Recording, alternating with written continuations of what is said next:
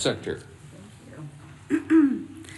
Well, thank you, Speaker Johnson, and it's certainly an honor to be here at the Capitol on behalf of this administration and this president.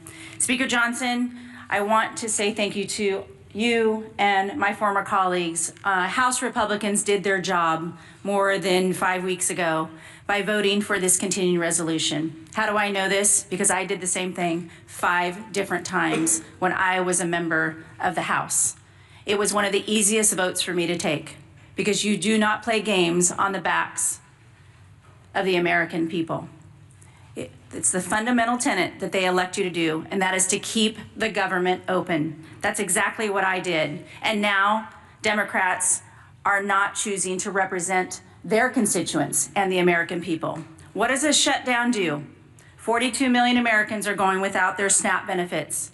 Air traffic controllers are working around the clock to keep Americans safe, without sleep, without paychecks, and they are required to do their job.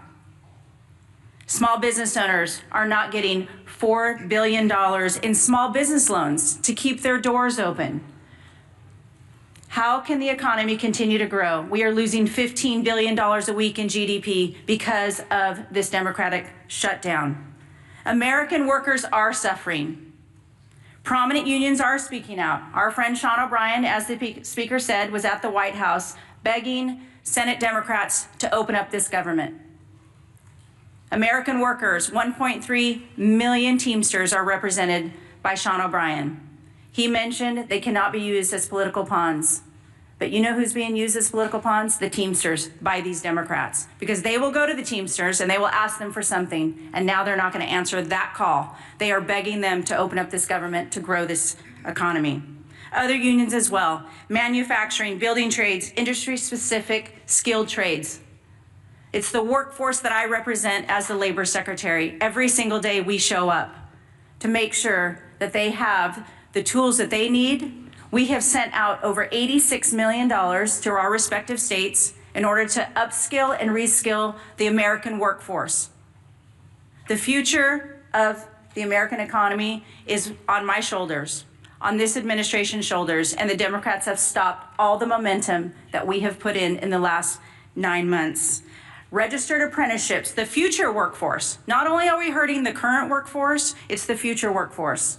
We are trying to educate our young people. We're trying to register 1 million active apprentices across this country. We had almost 250,000 registered, and now that has come to a screeching halt.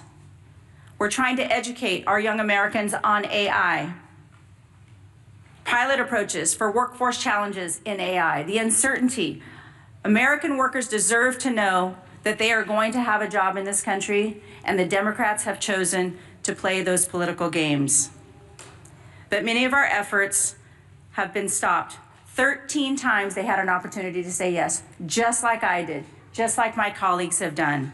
Enough is enough. President Trump has done his job.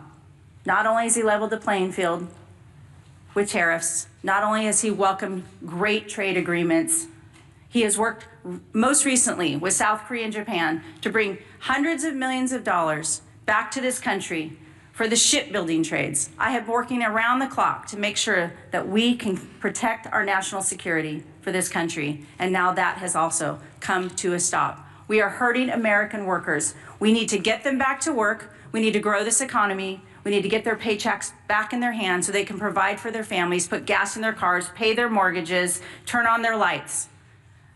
I'm talking to all of you American workers out there. We're here for you. We're going to continue to fight through this shutdown, and I am begging these Democrats to show up, do their job, and open up this government. 35 days is far too long for the American people. Enough is enough. I'd like to turn it over now to my Chairman Wahlberg, Education and Workforce Committee. And again, on behalf of the President, it is an honor to serve him. It is an honor to serve the American people, an honor to get up every single day and do this job for the American men and women of this country who are building back the United States. Thank you.